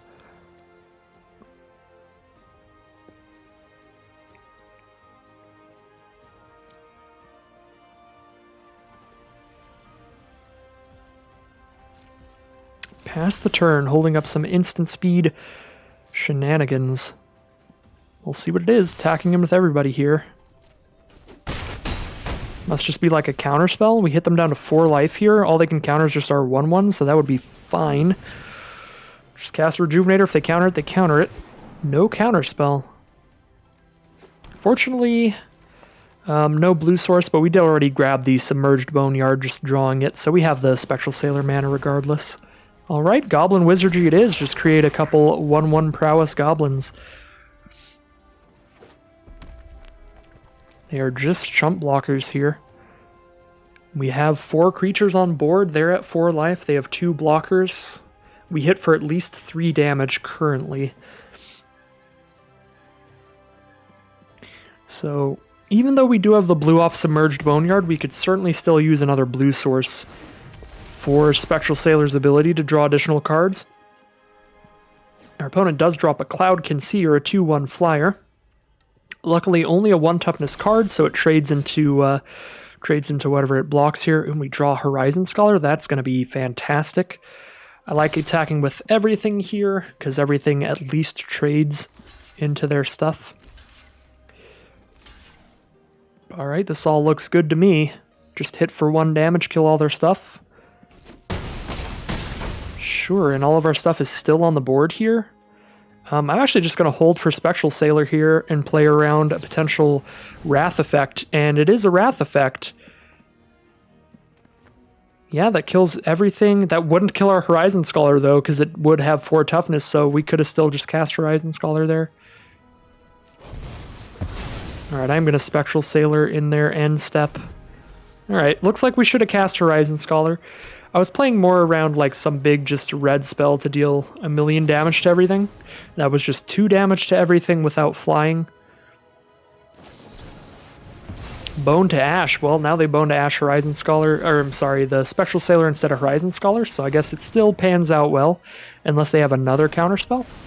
Alright, no counterspell here. We do get to scry 2 at least. Brontodon is a big threat. Tyrannodon is not, because it can't block, or it can't attack on its own. Alright, will our scholars stick around? Brineborn Cutthroat, a 2/1 on the ground. They have 4 cards in hand here. Any flyers or any bounce spells, burn spells, any of that? If not, that could just be game here.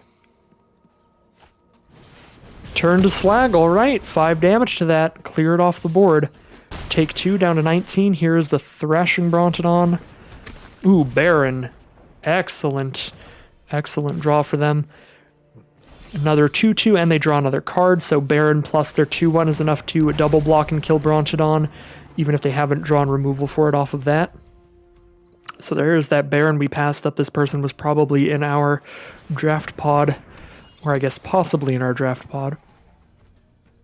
So they cast Metropolis Sprites. Alright, well, we'll take the 2-for-1 trade here, I think. I guess we have Declare Dominance in our deck. We'll take another peek at the deck list.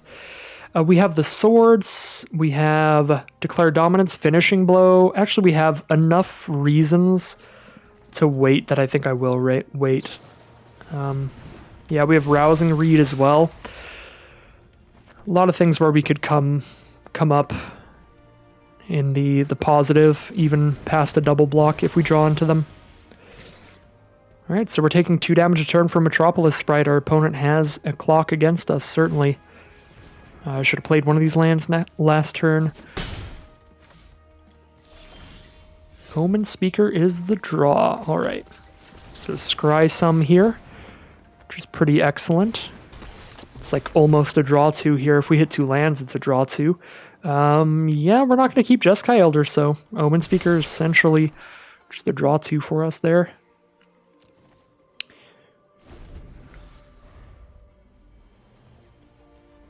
Digging for the big stuff. Another hit from Metropolis Sprite, down to 15. Another land for us. Pass the turn again, it is.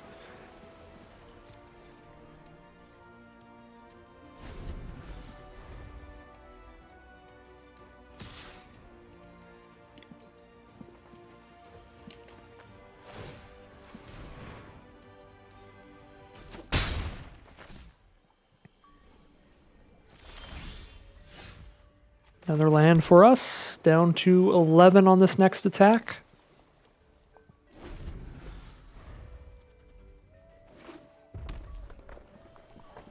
Our opponent has 10 lands on board here. We've got 10 on board as well. 11th in hand.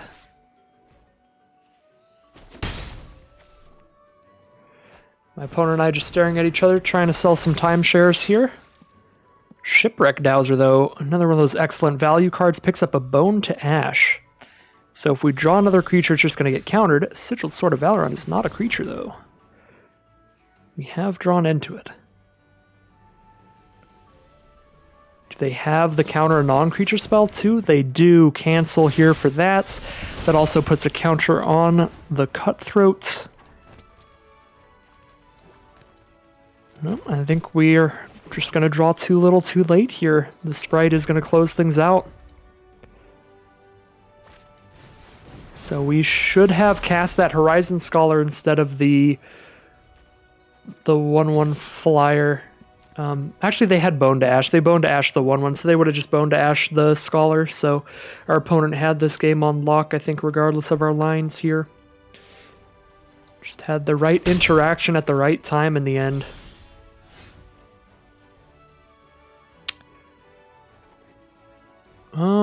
Switcheroo was cool, but it's definitely not enough here. Like, we just take a 2/1 and trade with their flyer.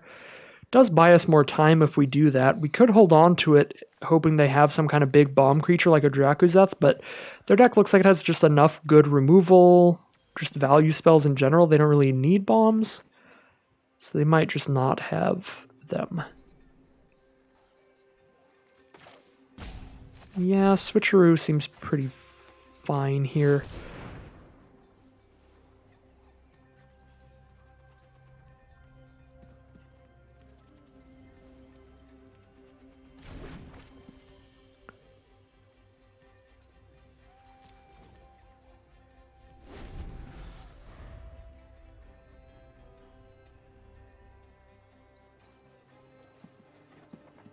Stop the damage on us potentially. But now they attack him with Shipwreck Dowser, so they're just declaring loudly and proudly that they have an instant in hand if they do that. Alright, they decided against it there.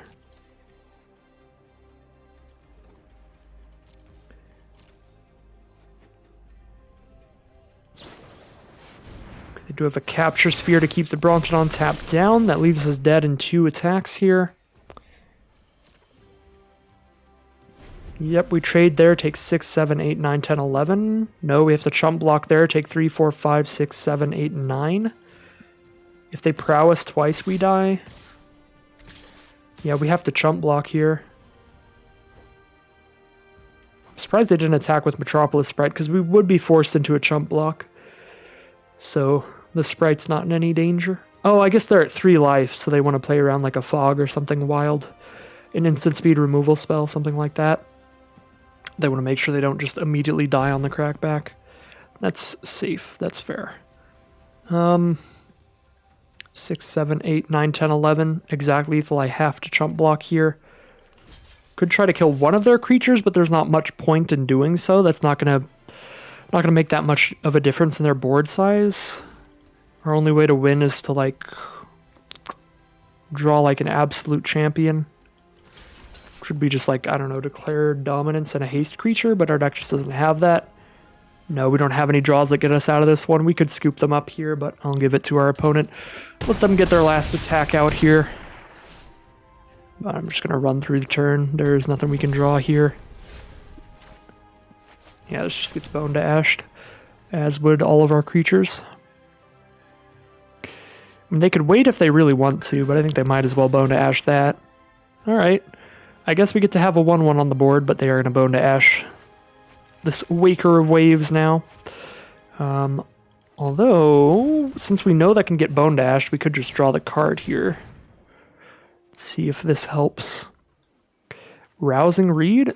That's something. That's another draw spell here. We're just digging around, seeing what we got here.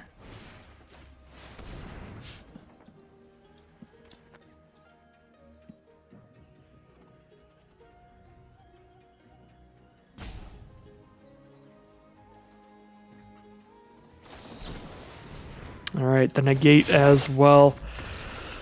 Firmly got into the controlling position there with their value plays. Very similar to the last round that we lost, except this time against blue-red instead of blue-black.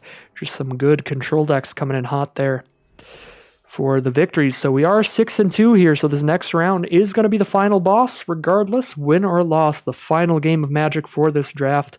Either way, we've had a pretty great time today, drawn a lot of copies of Sigiled Sword of Valeron, made a lot of Knight tokens, won a lot of games basically for free here, so some good value this draft.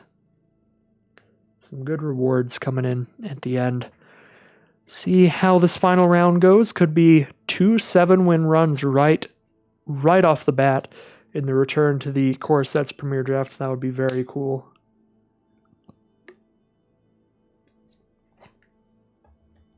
As always, fingers crossed for that one. I should just change my channel banner to just say fingers crossed.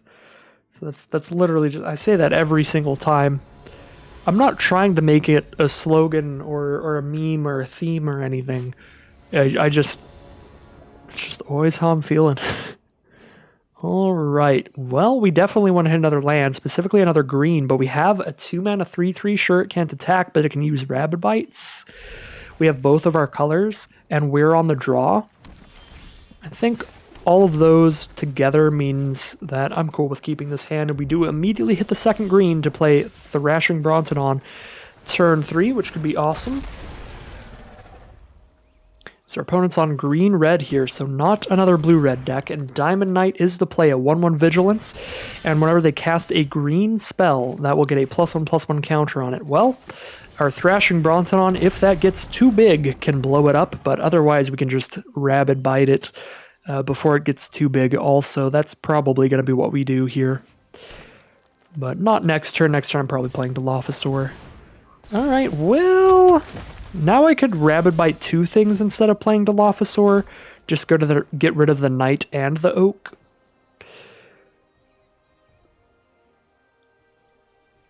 That does seem pretty solid to me, because the Oak is going to be a 4/5 on attacks every turn. That's quite the threat. The Knight is going to turn into a really big threat as the game progresses. I guess we could also just play a Death Toucher, and they're kind of just stuck here, waiting. But if I do that, I don't hit them at all, because I'm not. They double block well against the Brontodon. Although I guess a Brontodon trading into either of these is a decent trade. You know, Rabid Bite with Dilophosaur is like so good too. I'm going to play it slow here and just drop Dilophosaur and pass the turn.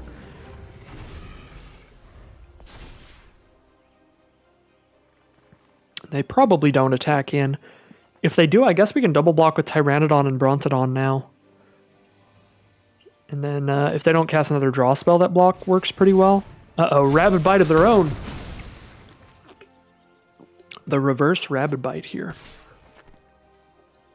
Alright, so I could get rid of my Death Toucher right now to trade off with that, but then I don't have it for Rabid Bites, which I am excited about, so I guess I'll just take the 4. And then a Drowsing Tyrannodon of their own, and the Diamond Knight is active. Alright, well, that played quite poorly, because we're literally going to end up doing exactly what I considered doing last turn, which is just casting 2 copies of Rabid Bite. Yeah, because if we don't kill this, then that can attack, and if we don't kill this, then it is a 4/5 attacking us again. I guess it's a little better to Rabid Bite just the Diamond Knights, and then play the Jeskai Elder. Because if Burlfist Oak is a 4/5 so that the Pteranodon can attack, we can just trade Pteranodons and then trade Dilophosaur for Oak, and then we just still have a Rabid Bite left behind.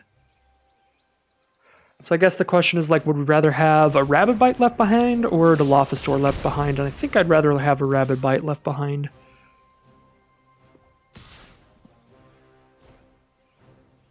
Alright, well, now I could Rabid Bite Pteranodon onto the Turret Ogre, and then the Pteranodon can't attack anymore because they won't have a 4-power creature, and the Jeskai Elder will get some prowess and be able to hit them, let us draw a card, discard a card, get the next lands that we need for Scholar. I like that a lot. I'm going to keep Pteranodon out just so I can cast a Rabid Bite with it. And we draw another Rabid Bite. Yeah, this game is really just showing us how poorly our early game play of not Rabid Biting earlier ended up for us. Oh, we could even Rabid Bite this Pteranodon here. Alright, Finishing Blow, that'll be the discard. I think... yeah, that'll be the discard. We're just looking for lands here. I am not going to Rabid Bite their Pteranodon. If it gets active, we can trade Pteranodons. Ooh, Sword of Valeron. We're not attacking here regardless, so just cast the sword past turn.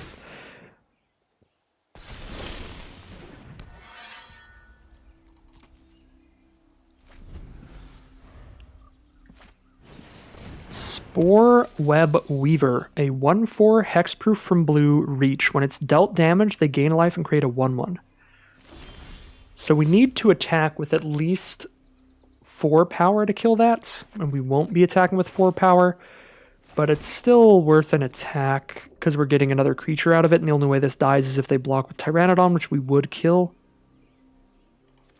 Yeah, I think we're still equipping the Elder and attacking. I guess I totally forgot Pteranodon counts itself for its ability, so we should have just equipped Pteranodon with the sword and then attacked with that. That would have been better.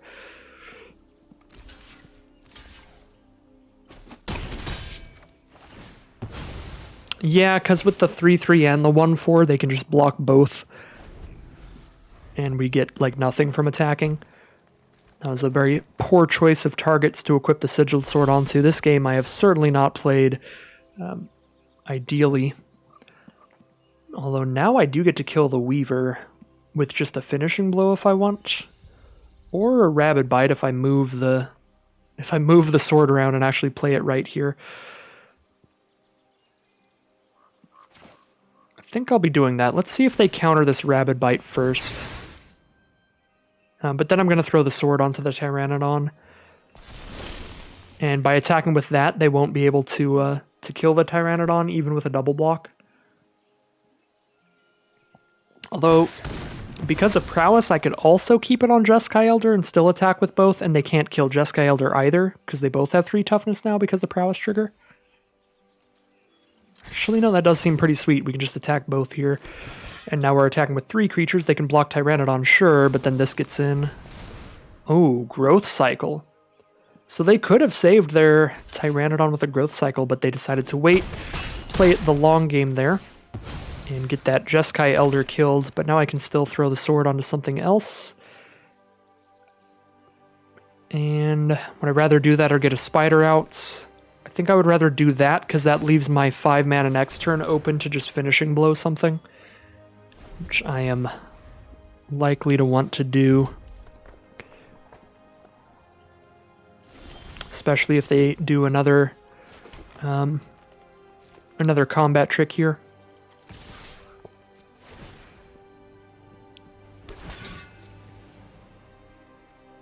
Really did not play this last game ideally. There were a lot of little synergies and stuff, especially with like Pteranodon's ability that I wasn't considering. And then those Rabid Bites, we should have just slammed it on the table. We have enough removal to have played that line very aggressively earlier. Alright. So we're just going to drop a Horizon Scholar out here, I suppose, if we are getting to clear most of their board.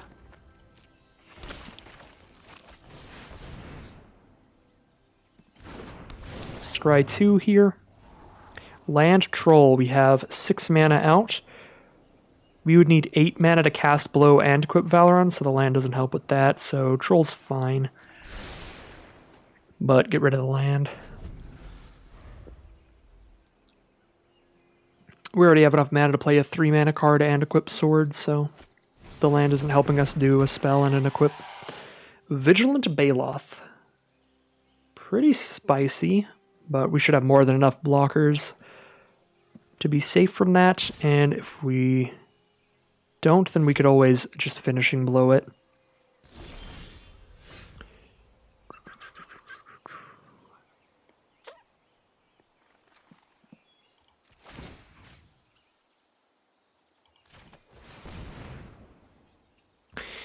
Alright, so we kill the Weaver or hit for 6 here.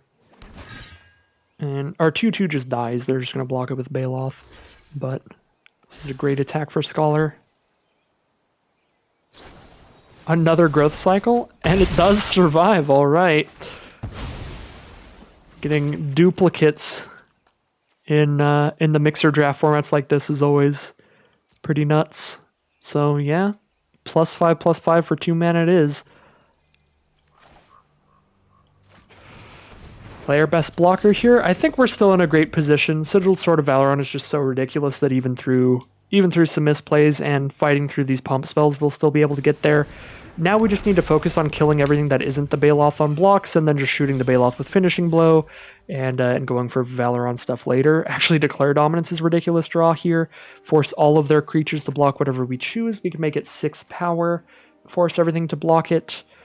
But then we just kill 5/5 and a 1/1. Not that exciting. I kind of like actually just setting up for the for a massive Declare Dominance. So I think I'm going to throw that onto the Tyrannodon and then Declare Dominance on the Tyrannodon next turn. And it'll have 8 power. Everything will be forced into blocking it, so we can kill the 5/5 and the 3/3. Ooh. Now they have a Dreadmaw as well.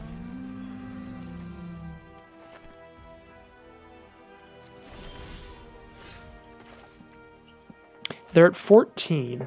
5, 6, 7, 8, 9, 10, 11. We can Declare Dominance to try to sneak damage in by Declare Dominance on this, and then they take 5, 6, 7, 8, 9, 10, 11, 12. Not lethal yet. With a Finishing Blow, it could be. Now we can consider going for Declare Dominance to just sneak through the rest of our creatures. Like, that's pretty spicy. I'm gonna just Finishing Blow a Dreadmaw here. And yeah, save that Declare Dominance to potentially get lethal.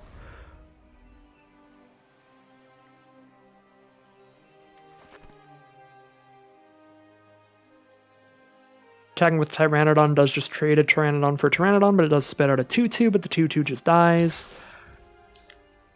They send in a Tyrannodon. Alright, no blocks.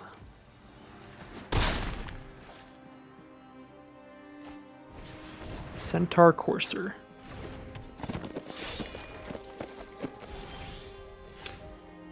Alright, I don't think we're gonna get to Dominance lethal. Because we need to put more power on this board. There's the thing I wasn't considering. We need to put more power on this board. The only way to do that is attacking with the thing with the sword, but every 2/2 that we make comes out attacking, which just immediately dies to Baloth anyway, so we're just going to have to cash in Dominance to clear these out of the way, regardless. So I think we just do that here, and then we cast Omen Speaker post-combat. Okay, so here we know everything they have blocks Tyrannodon. Right, so we kill these two, and they just have a 1/4, 2 1/1s, and a 3/3 left. The 3/3 can't even attack. That would be 6 damage if the 3/3 could attack, and we're going to have an Omen Speaker to block with, and this will have Vigilance, and the thing it spits out will have Vigilance. So we can attack all here and sneak some damage in, even if it's not lethal, and kill 2 of their creatures. So we like hedge our bets and go between the two lines I was considering. We're sure we're not getting lethal, but we are still doing the kill their 2 best creatures thing.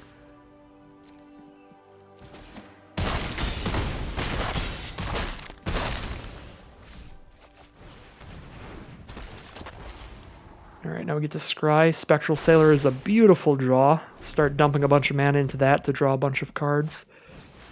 Ooh, Wolf Rider's Saddle. Makes it hard to block, right? Yeah, it can't be blocked by more than one creature, so it has to be a 1-for-1 trade on blocks. Alright, now they have a 2-5 that can't be blocked by more than one creature, but they're just going to slap that on, make it a 2-5, make it a better blocker against the sword. Alright.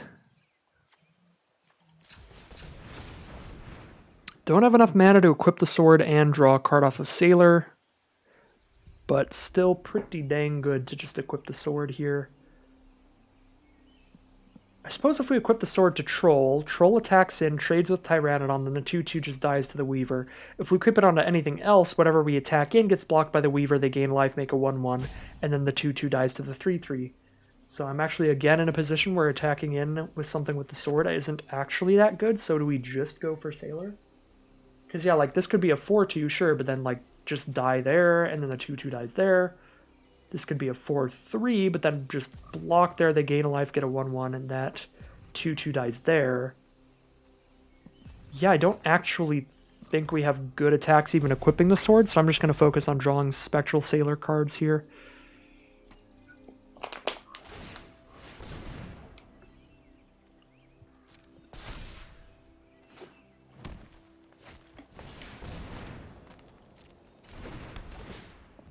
Well, Garruk's Uprising is pretty big here. We are at 8 life, and now their board has Trample, and they draw a card since they have a 4-power creature. But Spectral Sailor should be absolutely just monstrously huge. Just drawing cards all the time. Ooh, Fierce Empath. We do still have the Waker of Waves in the deck, and that would be an excellent draw.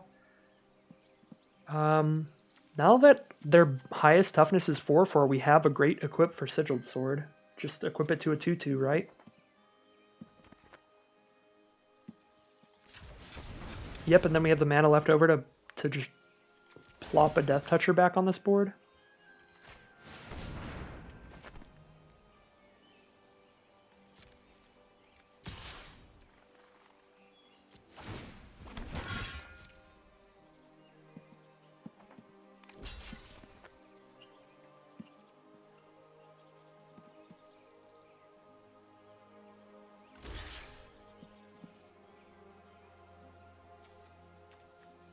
This is kind of weird. I'll just do all the damage to the 1-1. Okay, good. Auto-assign combat damage is off. Alright, so we're going to do 2 to that, 0 damage to that, so they don't gain a life and make another thing.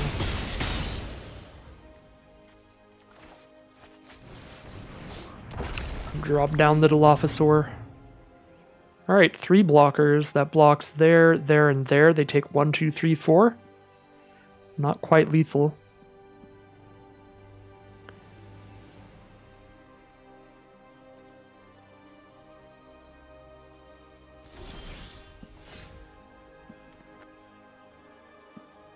But yeah, again, we have great attacks with just the 4-2, so set that up again.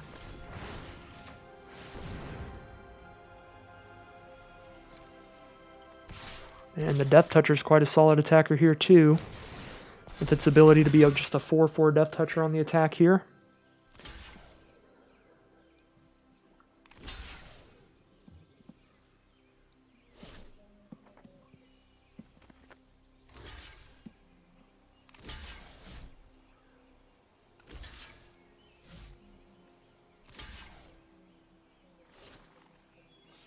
Her opponent really considering their blocks. A lot of options, not a lot of great ones. Where is this happening? Okay, this is on the 4-2.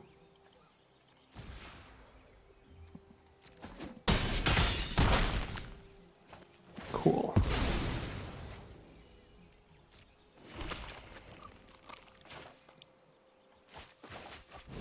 That Fierce Empath out here, I think. Grab our big old Waker of Waves. Looks like just lands for our opponent, just 3 cards on the board, and that will be the final win.